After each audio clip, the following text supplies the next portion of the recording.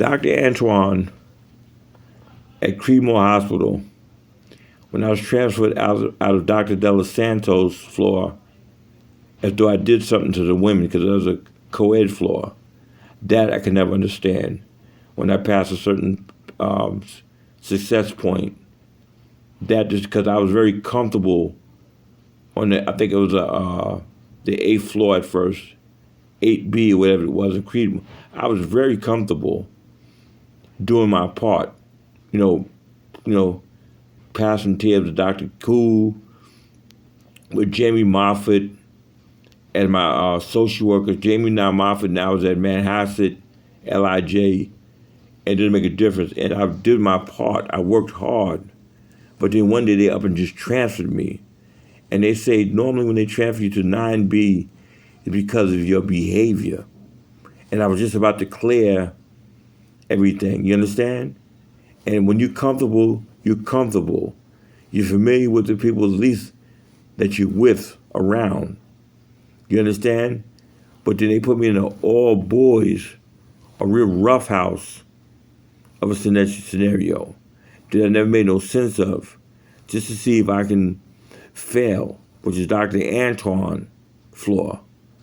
And when he had me sent to Mary Immaculate, when he changed his mind that because I had bloody stool after I ate some beets, the next 24 hours he said, I have prostate cancer. You get it? And so what happened was, now I'm going to tell you the point, what that was. If you want to be discharged within your 90 days, it's called psychiatry, to make you see things their way, right? If you do not follow doctor's advice, when they said that we believe if you reject treatment, you're going to be staying here even longer. That's the position he put me in when I was taking the Haldol, Dr. Antoine. So I'm going to tell you how it goes. So like a faggot or like a man, a gay dude, it's not even a suggestion. Your eyes get watery because, you understand? They keep pushing the goal line to figure out how to turn you to something you are not, because they did not get the result as of yet. They're not satisfied. They have their own personal ideologies of how you should be, how you should dress, almost doctors, how you should behave, when we're not even fucking family or obligated to each other. That's the difference between you and my friends. They know me. So that was one of the conditions of put upon me. If you don't agree when the doctor says, you need this, you're going to stay here even longer. And my 90 days was almost up. So like a faggot bitch nigger man who cannot make decisions for himself, I had to agree if I wanted to leave that hospital. You understand? And when they put me in the state automobile with the Indian driver, I forgot the guy's name, they will escort you to your death. And that's right. Gradually, they take shit away from you when you're in the state's custody, no matter where the fuck you go. It ain't there to help you. You're lost to the state. You're state property now. And they need people to train resident doctors to give them the experience so their kids grow up and their bones get strong as doctors. They drove me against my will with a Mahara, a PCA, basically. We call them Maharas, right? And their job is to make sure you don't run away or whatever the case may be, and the driver takes you there. The first time they took me there, they used an African-American woman by the name of Bahati, the type I would almost want to marry from Queens, to give me comfort. And we sat down, and I got to the doctor's evaluation room. They brought in a Puerto Rican light-skinned resident, who wanted to ask me some questions. And I knew something was funny was wrong before I was told to lay on the table to get a prostate exam. I never get that. And that's the attitude I get when you're mistreating me and abusing me, or you're about to. I'm not stupid. Bahati was out in the hallway, and the woman kept asking me something. I said, no. She said, you don't want to talk to me? The Puerto Rican resident doctor, light skin. I said, no. And the doctor said, okay, a big-ass African from Nigeria lay down on the table and turned sideways like a bitch-ass faggot dude. When there's nothing wrong with my prostate, I had to sit there so the doctor could get a paycheck from this Medicaid. He jabbed my asshole, simulating homosexual, and I remember screaming and yelling, oh, and all that Puerto Rican woman did, watching or observing, says, do you like it? Does it hurt? Does it hurt? You understand? Like making me a bitch faggot, right? I walked out the room, Bahati looked at me, my ass didn't feel the same anymore. You understand? And it took me back to Creedmoor, but they set me up with a follow-up appointment, obviously, to find out the results of whatever was the feces on his finger or whatever, however they do that shit, right? Like a week later or whatever. Went back to Creedmoor around dudes feeling like a faggot now. I'm feeling violated. Around nothing but a group, I kept my mouth shut. You understand? Took my fucking manhood, they tried to. And that's how it is. When you got this pain in your ass now, it could be funny, it could not be. And I got to go along, I got to shut up. You understand? A week later with the follow-up appointment, when I went back was a different Mohada or PCA. When I got there, right, immediately they had a new doctor in place. And I'm going to tell you the truth. It was though he was Afro-American and he was acting like he was Haitian or some shit. That's how I took it at the time. And when I sat down with him out in the hallway, not the evaluation room, when my Mohada brought him and said, we got Jeffrey Morris here, the first thing he said sitting down was, you don't have prostate cancer. Get out of here. And I'm looking at him like, huh? He pointed with his finger at the medical records in the book. And my Mohada was a little confused. You don't have prostate cancer. Do you understand me?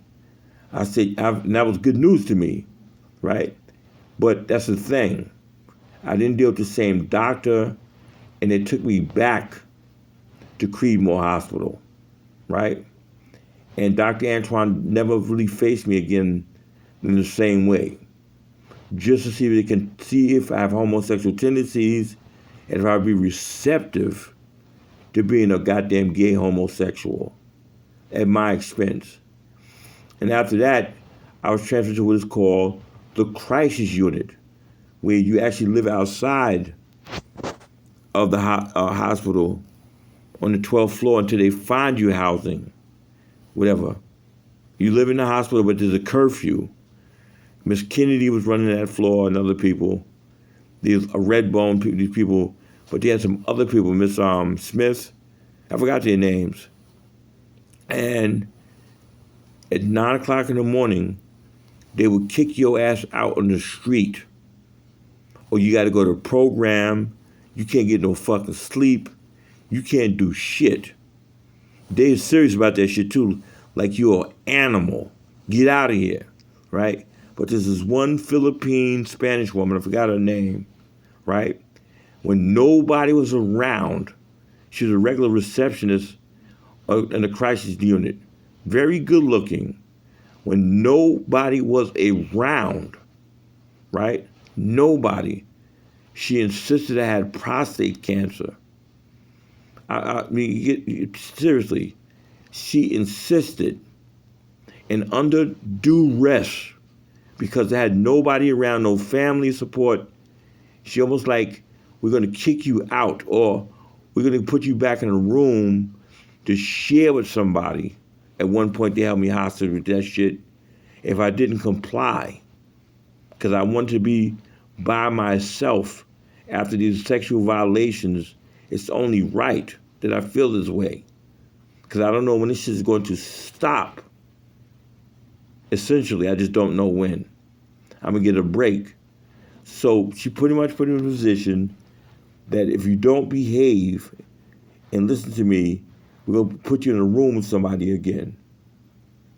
She said, you have prostate cancer. Where she got it from, we don't, she's not responsible for that kind of shit.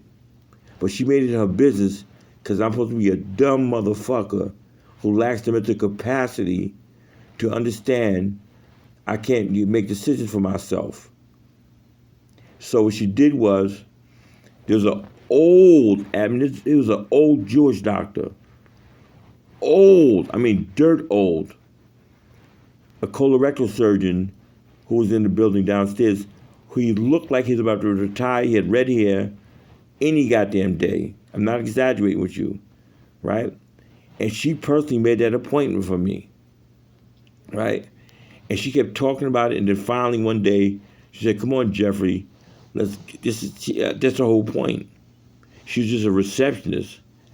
I want you to go see the colorectal doctor, because she kept insisting, and I kept telling her that's not what she said. Women want to think for me, and that's all they want to do is make decisions for me, and that's it. She had no business doing and taking that responsibility, but she did. Realizing a flaw of mine. I'm basically scared, terrified, and confused about what I'm experiencing, and nobody's trying to help me out.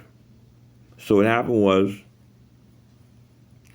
she takes me downstairs to the first floor and drops me off in front of the doctor's office. And this is the trick now. They did it at Woodhull Hospital. You dump a person off where doctors don't know what he's inheriting. He don't have a fucking clue, to make him a liability issue, to get perhaps Dr. Antoine off the hook. Do you understand it? When he's very almost old and senile. Do you understand it? Trying to take advantage and play on the pity and the vulnerability of a very well old age doctor who's Jewish.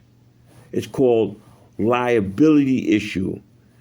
You understand it? Pass the buck, because what we did to him at Mary Immaculate, I don't want to come back to me. And if you bring somebody else into it, you can't really hurt me anymore. So she dumped me off, and I sat there waiting till this old Jewish doctor came out with red hair. And somehow he was wise enough to say, "You don't have prostate. Get out of here." He did the same thing a lot of people do, but he had a smile on his face, a Jewish doctor. He had a big smile. He said, "Listen, you don't have prostate." And that's the point was fucking me up, saying, why is she putting me through all this shit? This doesn't make any sense. He just looked at me very wise. You don't have prostate. So that's two people who said it, because there's a liability game that people keep playing. So when I went back, she left it alone, except in that one single room that I had, right? When I was sleeping there at night, they would wake me up, an Indian man and woman from India. True story. When I had my own room, they too threatened me losing that room if I didn't cooperate. They have what is called a steel syringe. I mean, that real shit, when you have a disease or some shit, that was made of steel, the needle syringe. Not the one that's made of plastic, but a needle, metal needle. I mean, some serious shit. And they would wake me up. They did it 3 times to me. In the middle of the night, when I least expected it. They also was rehearsing rape, like the movie Sleepers and shit. They both were standing in the threshold of the doorway, which everybody does here, but they knock, right? But now when you do it, I start to vomit up blood, or I start to vomit out of reaction from abuse.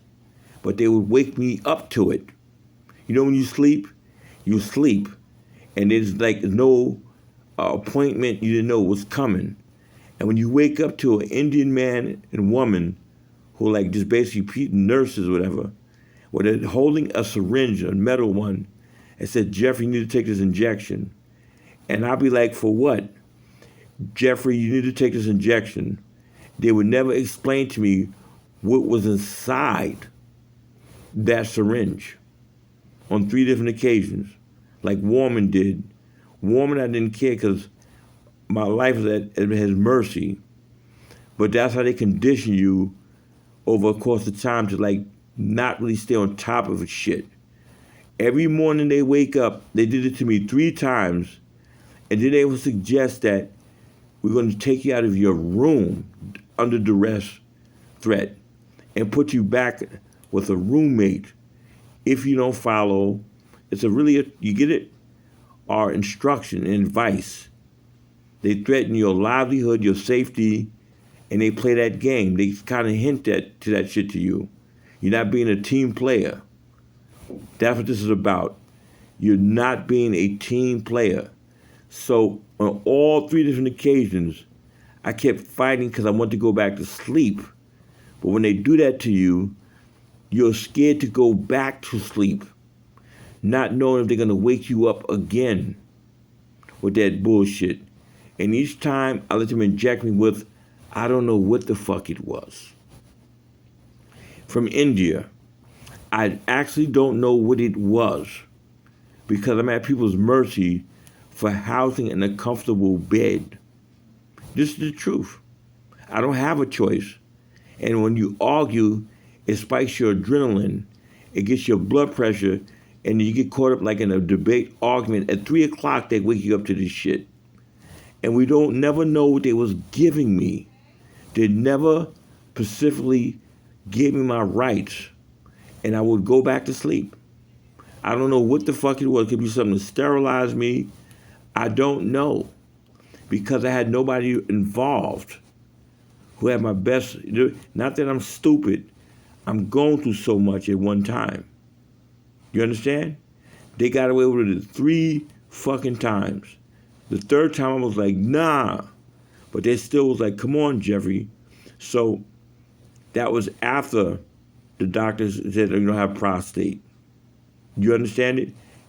In some cases, they hinted that it's because you got prostate. They hinted it, that maybe but what they're trying to say, you need it. Whatever that shit was, you need it. And I didn't know any better because I lacked the mental capacity, and that's how they keep transferring me around and treating me. So I don't know if that's what's causing it. It's called me the damage in my kidneys. It's undocumented too. That's another thing. It went undocumented, I can bet you. I don't know. 3 times.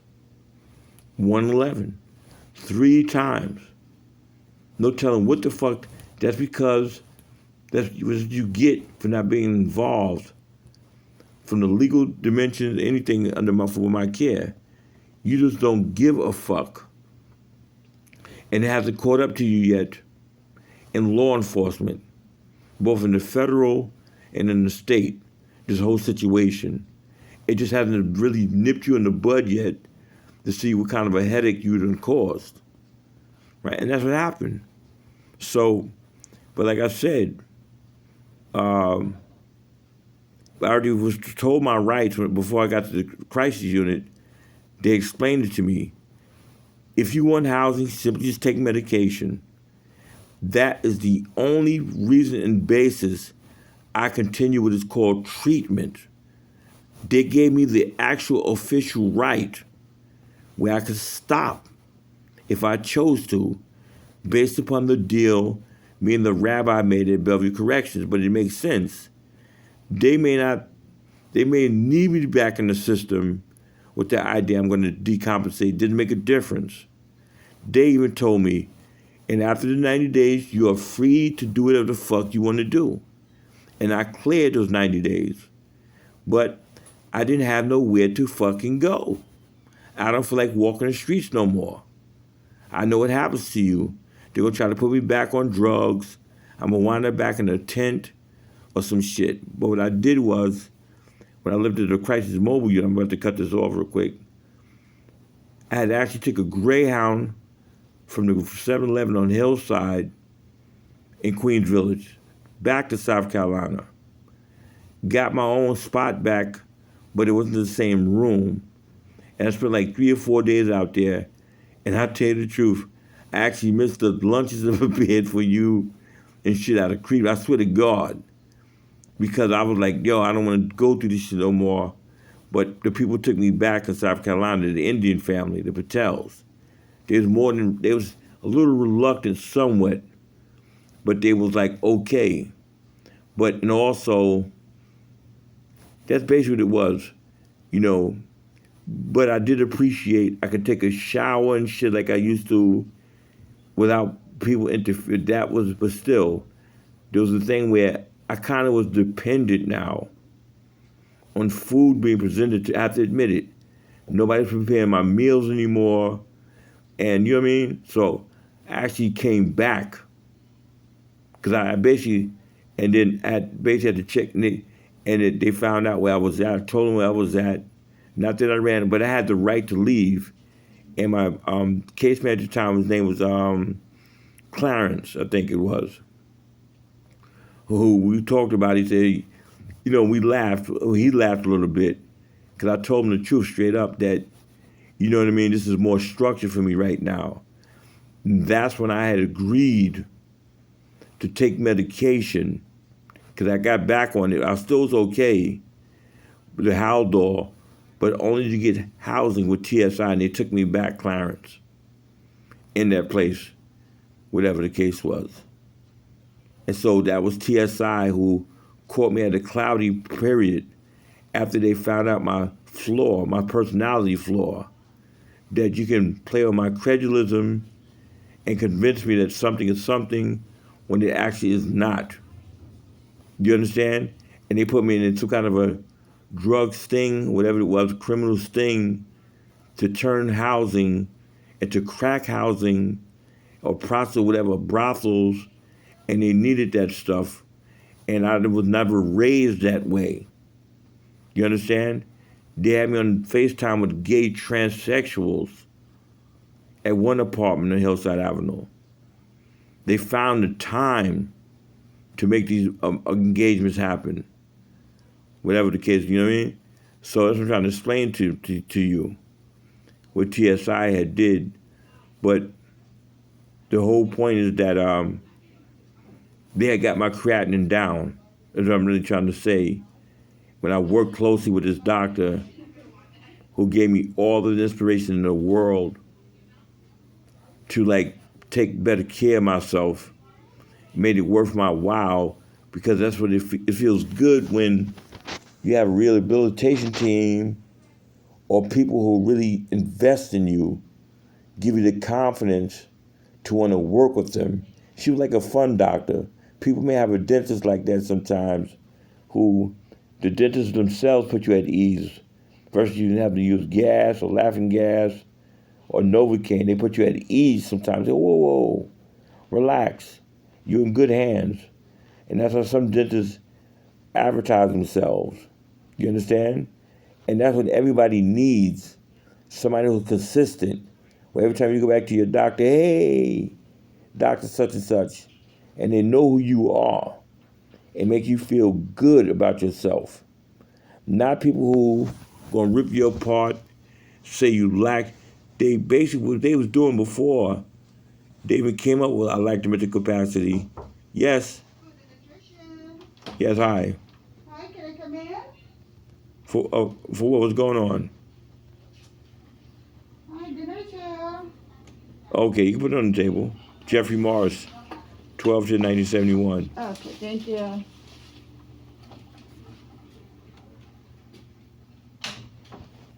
And that's the problem we have in here. You have to understand that. And that's what motivates people sometimes to stay on top of their health when you got a healthcare provider who really makes you like you're going to be all right. And when you know you're going to be all right, you kind of like you get that, it's, oh, okay, you know, you're not behind the ball. You're going to stay on top of your health, which is important. And she's the one that actually got me drinking water, making sure and stuff, and that was like cool. You understand? But that's what happens when you have people who just want their paycheck, and she probably is one of them too. But that's part of her was the Indian woman on Sumter Boulevard, her strategy to make sure that, but it got to the point where she just basically was like, you basically don't need to see me anymore. When it comes out, because that was about the issue, my kidneys. They always needed a doctor to help me be mindful of my kidneys. And then that's when I went to Dr. Wickes out of Creedmoor. When I was discharged, the Muslim doctor, basically.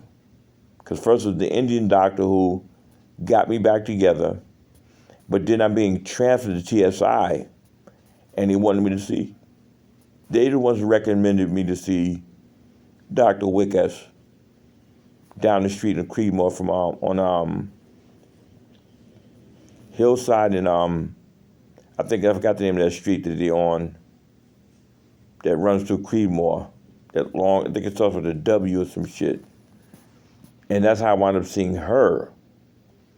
She's like a person almost like from the Middle East, so this, you know what I mean? And it's supposed to make me feel comfortable. All of her patients, including the one in Sumter, but primarily her, are Creedmoor patients. Every time you go to her fucking office, there's nothing but Creedmoor patients there. But that's the whole point. And I know her game, Dr. Wickes. She has a tough role to play, a Muslim doctor. You understand? And her job, I'm going to tell you the truth, I hate to do this to Dr. Wickes, is to keep you like the Miss Evers boys. And she's a Muslim.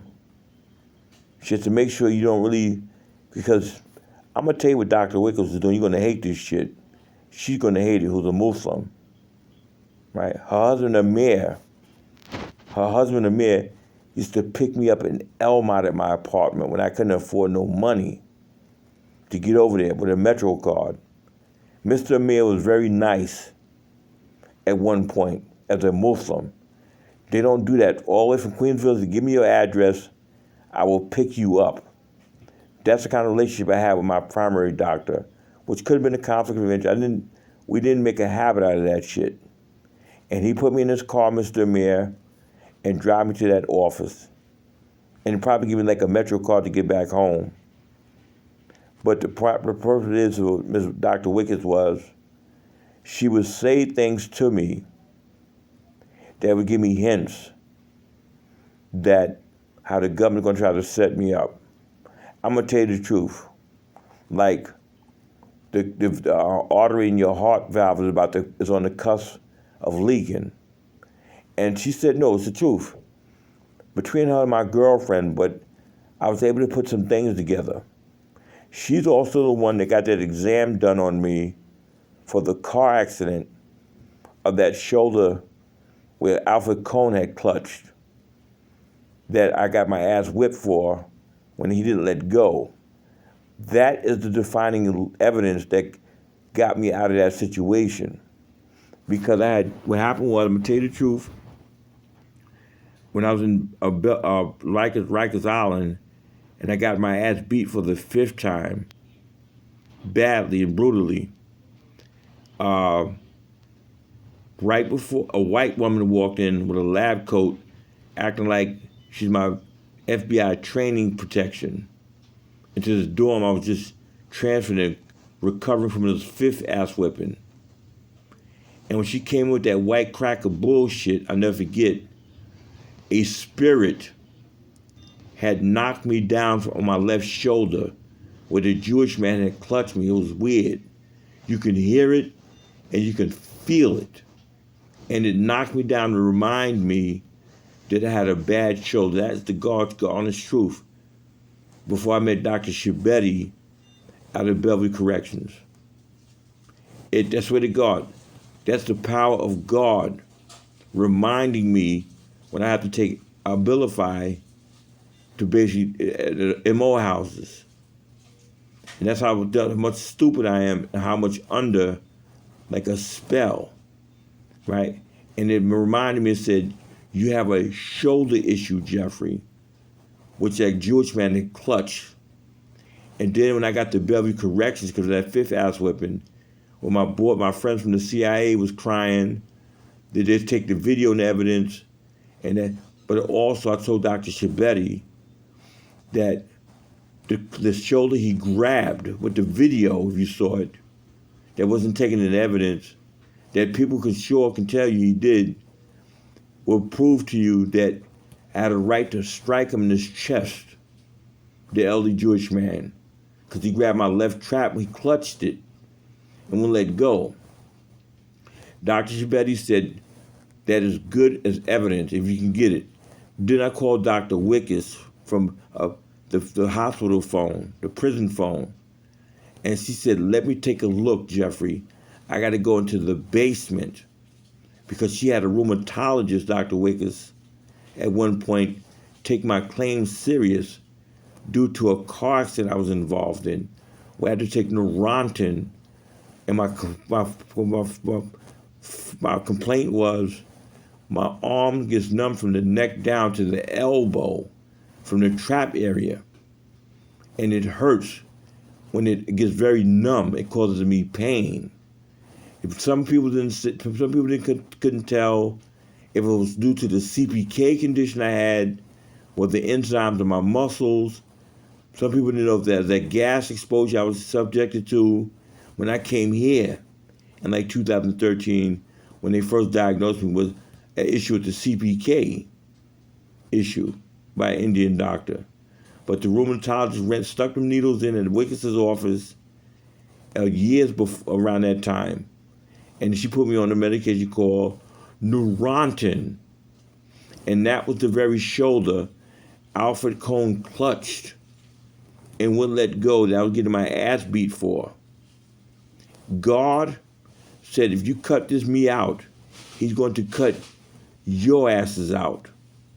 And though I'm saying it with everything I got in me, you just remember that.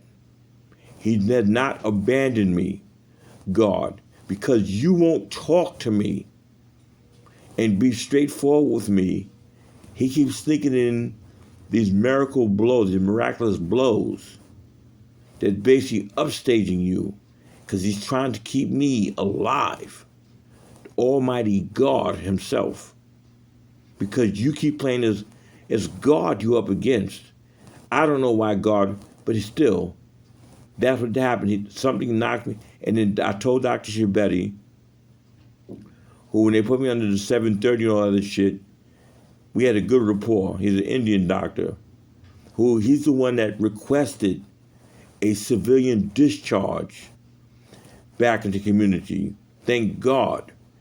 Basically, he felt that way, Dr. Shibetti.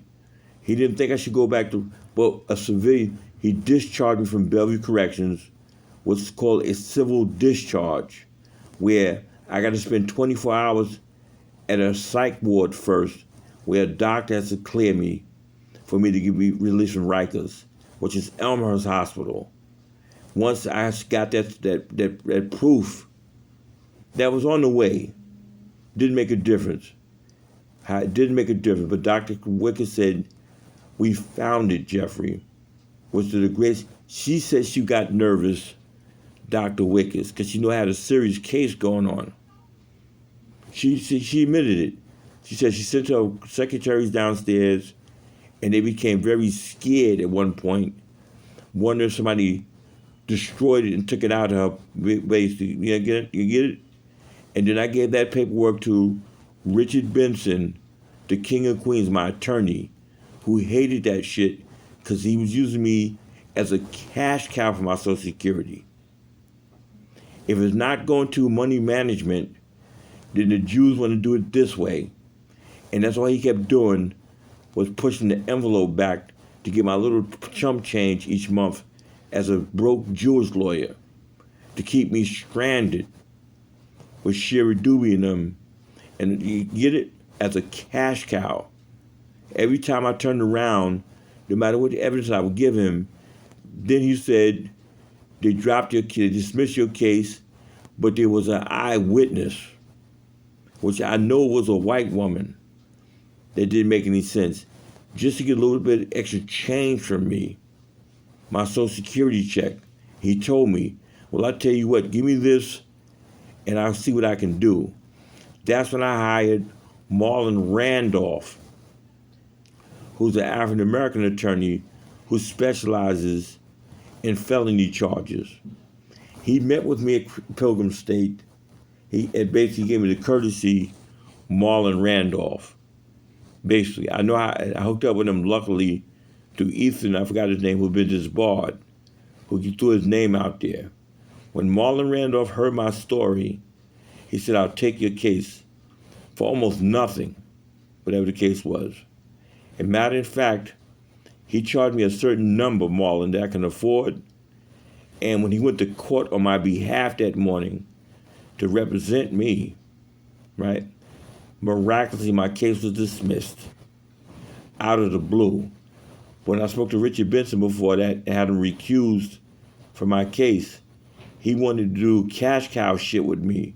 When I got somebody who could investigate and tell me what's going on with that case, that Pacifics, he came back to me, Marlon Randolph, and said, hey, I didn't have to even do anything.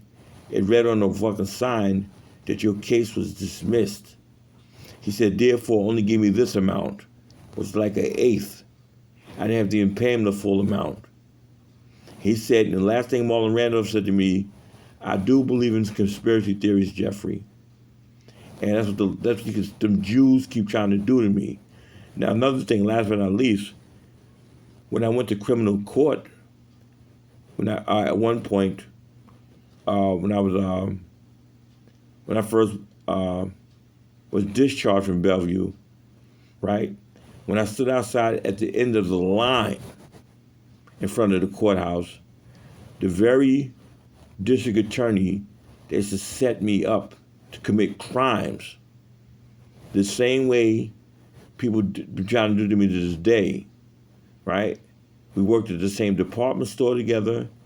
He became a cop after that, an assistant DA for Nassau County, and now he's the D.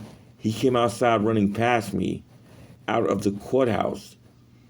That's like the second time I meet Richard Benson. The first time was in Rikers.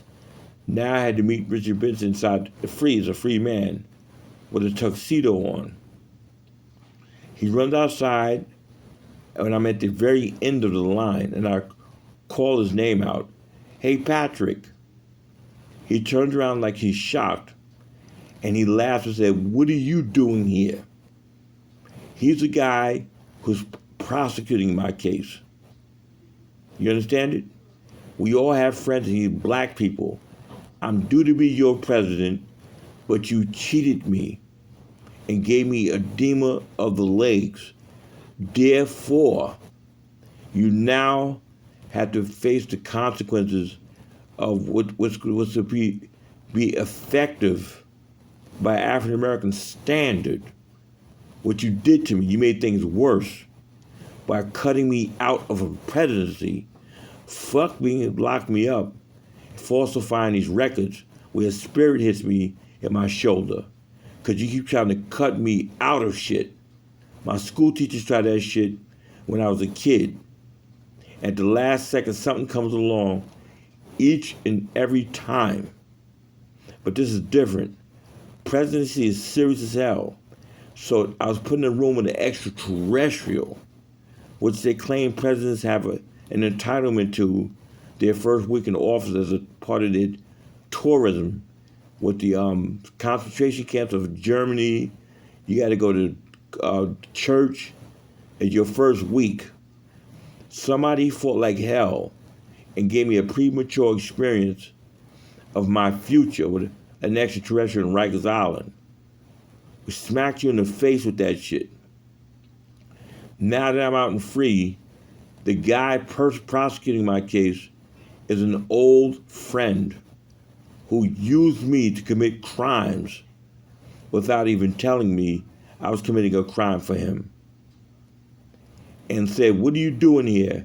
When I explained the story, with that Jewish man clutching my shoulder, he was the one that said and laughed, you're probably going to get off on the ACD. He's telling me something. You know that's kind of conflict of interest. You know this shit here. But these people cover me like angels. They know me. These are people I grew up with. You're not convincing them. And they're not letting anything happen to me because they may owe me a favor or two. You get it? So when we get inside the courtroom, Richard Benson sitting next to me, and the guy walks in the courtroom and tells the fellow prosecutors, the ones that are prosecuting the black woman, you could actually see him, I got to take myself off the case. They said, why?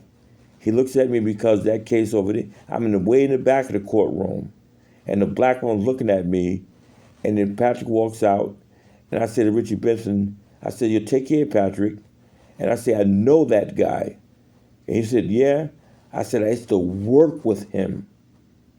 And Richard Benson jumps up and runs out. And Patrick turns around and looks at me one last time. We know the code.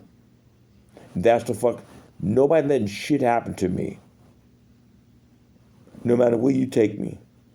I remember when I was in San Diego, way out in San Diego last year, and when that bitch disrespected me, that Haitian bitch, a gang member from the Bloods walked in front of a smoothie shop and gave me a salute from the gangs of the Bloods and Crips in California.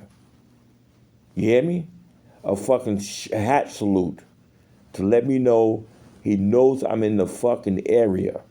I swear to God. You understand me? That's the kind of nigga that I am. And you can't get out of it. Do you understand that? It's not a serious, it doesn't make a difference. Money Grip saluted me to let me know the word is out to keep an eye on your ass. You don't understand this shit. You think I'm just joking, hoping you playing the fucking round with this abuse bullshit.